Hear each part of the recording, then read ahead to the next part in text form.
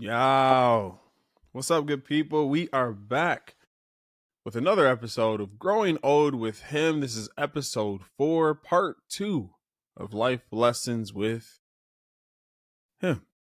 Last episode, we covered trading time, traveling more, taking more chances in life, and eating healthier. So on today's episode, I got a few more for you. In my journal, on one page, I have it written in giant, bold letters. Slow down. Slow down. That is probably one of the most important messages that I would give to a younger version of myself. And the reason is because time moves so fast.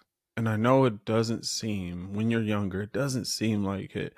It seems like things take ages, right? The next milestone in life takes a really long time to get there. And there's this constant, for younger me, I know the constant mindset was, I can't wait, right? I can't wait to grow up. I can't wait to get out of this house. I can't wait to get my own car. I can't wait to have my own job. I can't wait. I can't wait. I can't wait. And somehow this I can't wait mindset perpetuates. And then it like gets the flywheel going and you can't slow it down, and life is just speeding up at your desire, right? The universe is like, hey, you couldn't wait. Here you go. Let me give you all the stuff at the same time. And when I think about that, I think about, just to make this hit home more, I think about my 4-year-old. For her, a year is 25% of her life. Put that into perspective. When a year is 25% of your life that you've lived, then yes, it makes sense that it seems like the next year that's going to happen is forever. But as you get older, and the older you get, that ratio of life versus year or time shortens, and you realize how short a year really could be. I recently connected with a friend who I haven't seen her in about a year, and she has like an 8-month-old. like so much can happen in a year. Like time goes by fast, and you look back at it, which is probably why us older folk feel like the 2000s or the 90s was 10 years ago, because it doesn't feel like 25 years have went by. That is, oh my goodness, that is wild. But here's why that message is important. The slowdown message for me is important because we get so caught up in the minutia of life and the everyday things, and trying to keep up with the Joneses, and trying to keep up with our friends, and trying to stay on top of things. And then we idealize this idea of busy, and so much life passes us by. And you don't, for me, for the younger him, you don't realize this until you have kids. Because in 6 months' time, your child, when they're from a baby and in their toddler years, their formative years, your child changes so much.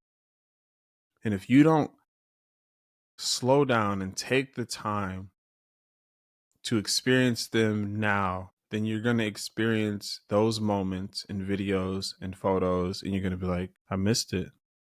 I know I was there, but I wasn't there. And this idea of slow down transitions or translates into to many other aspects of life. But yeah, slow down.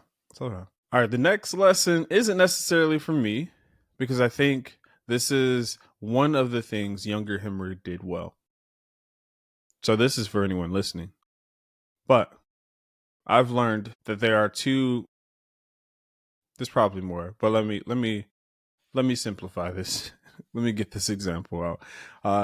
There's two types of people, right? There are the types of people who have to experience, and this is most people. You have to go through the experience yourself to get the lesson, to either do that again or not do that again.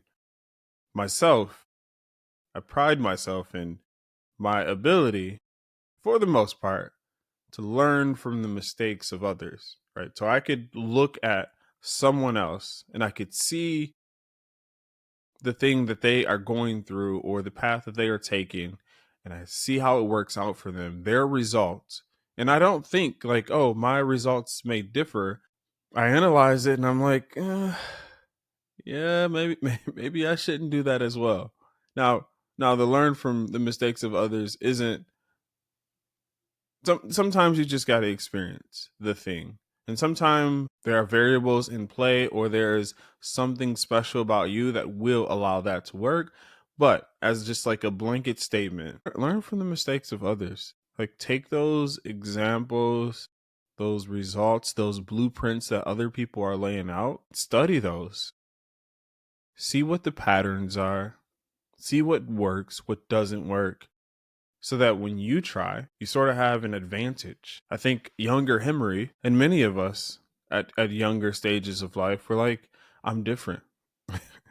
I'm gonna try this. It's gonna be different for me, and I need to try this for myself. And that, listen, that is how I'm going to raise my daughters.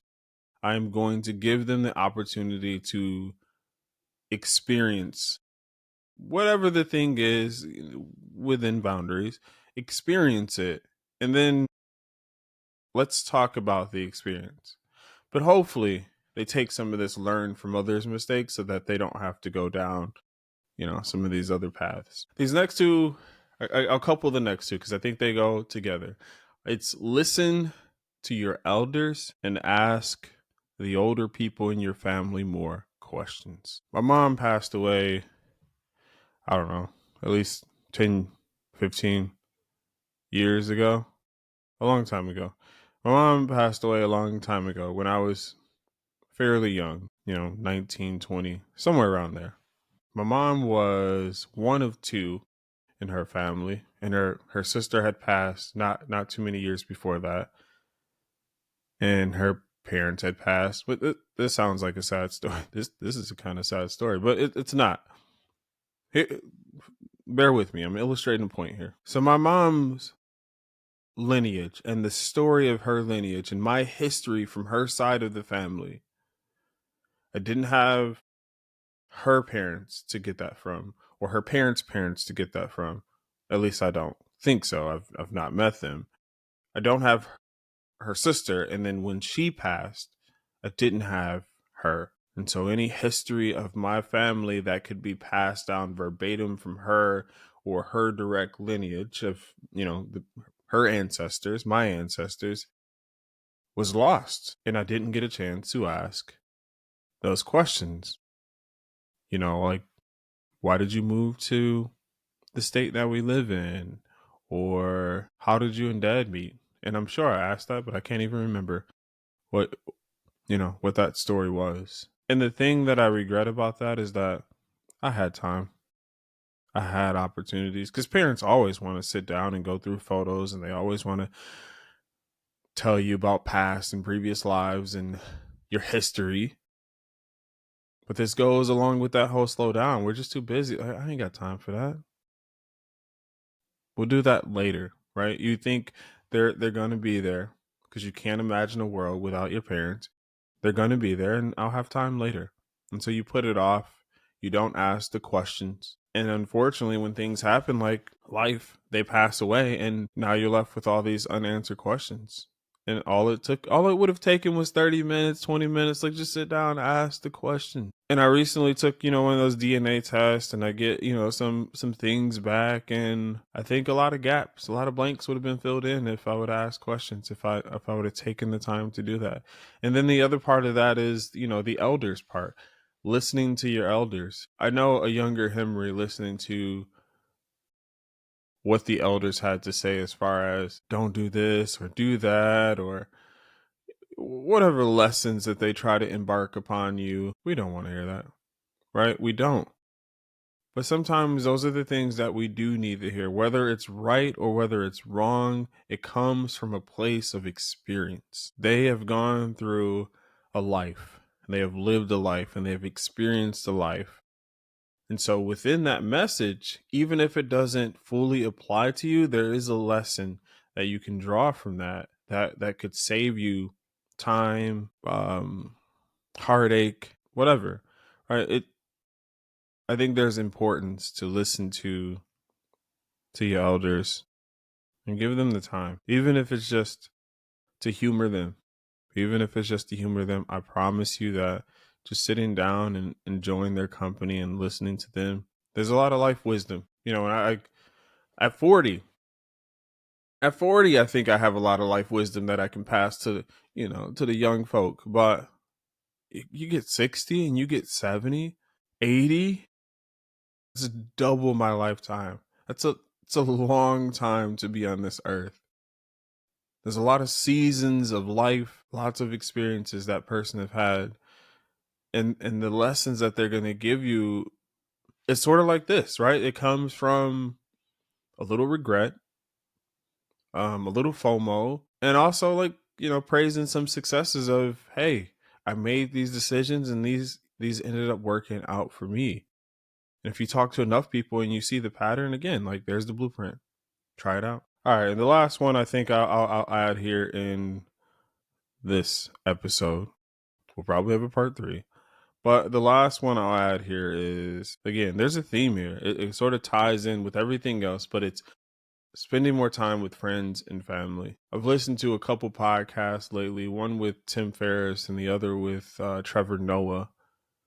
And both of them sort of expressed or advocated for the importance of friendships and this human connection. And let me tell you a story of why I think there's some truth to it, right?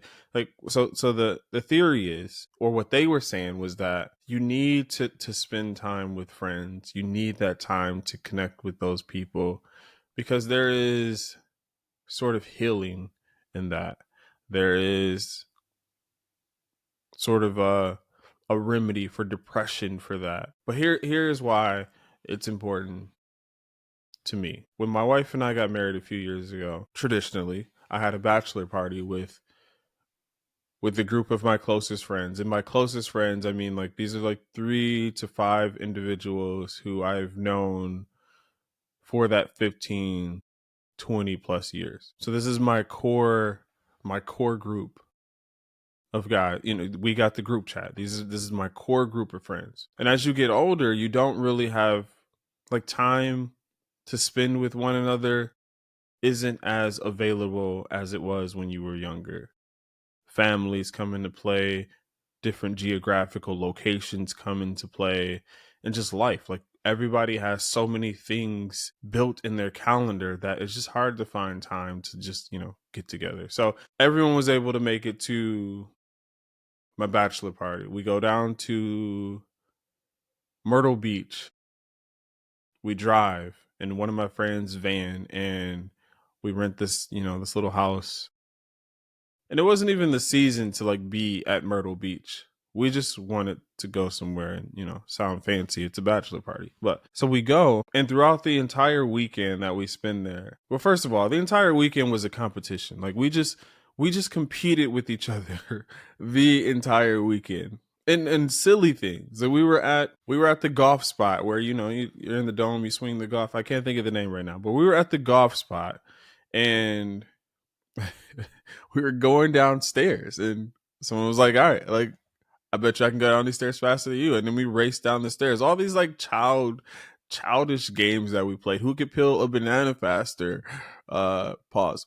Yeah, I mean, like there was all these like just, if you looked and as I tell people about the activities that we did for my bachelor party, they're like, wait, did you go with a bunch of kids? Like, was this a camp? It's like, no, this is, and we could have done that anywhere. It didn't, there was nothing special about going to South Beach that made, or not South Beach, Myrtle Beach that made that experience special. It was the fact that I was with people who knew me and knew the various versions of me throughout my evolution. And those people, for me, are the ones who can ground me, who can bring me back, who can reel me back in. Because life on both ends, whether you're extremely successful or you're at your rock bottom, life has this way of like just, for the lack of a, just fucking you up, right? Like life messes you up. And I think like I attribute this to Inception. You know, they have like the token that sort of like grounds them in reality. That's what my friend group does for me. They ground me in reality because they've seen the evolution of me. And so if I have extreme success and I'm starting to get, beyond myself, they humble me. They bring me back. If I'm at my worst, at the bottom, they know what I'm capable of, so they can like bring me up. And the love and the energy that you get from those friendships, then I know I'm blessed. But the love and energy that you can get from those friendships, there is a healing power in that. And every time we get together, whomever it is, whenever it is, whether it's a phone call or we spend a day at the beach together, I always leave feeling like, why don't we do this more? Because we don't skip a beat. It's not like years have passed by, time has passed by. We just go right back into our groove and we're grooving. And then it ends. And then we separate and we're like, okay, let's do this again. And months or years go by. But man, it feels so good when those moments happen. Then we get, again, going back to slow down, we get so caught up in life and we think that climbing the corporate ladder or acquiring all these things or having crazy amounts of success is like what's going to bring us happiness and joy and fulfill our lives. But it's not. It's not. When you strip all those things away, it's the relationships, it's the people. Everything that I've done in life, it's because of the people. Whether I want to admit it or not, it's because of the people. Like if I'm quote unquote successful today, it's because I want to make sure that my daughters and my wife have a life that I wasn't blessed to have when I was a kid. But the reason that I continue to grow in my career and who I am as a person is because of this like unmentioned competition in a good way with that group of friends, right? Like I see one of them reaching heights in their career and they're doing their thing and I'm like, I got to make sure that I'm living up to my part of the group and making my friend group proud. And so it motivates me to want to do better. And again, in a good way, not in an unhealthy way. It's not like a competition where we're trying to outbeat one another. It's a competition of let's make sure that we're living up to our potential. And this translates into the family and spending time with family and how, again, just enjoying the people in your life who love you, who you love. That's what's important. That's what's important. All right, let me get up off of here before I start crying or tearing up. Oh, but if you're listening, thanks for tuning in. Appreciate the support. In the meantime, in between time, I'll see y'all in the next episode. Deuces.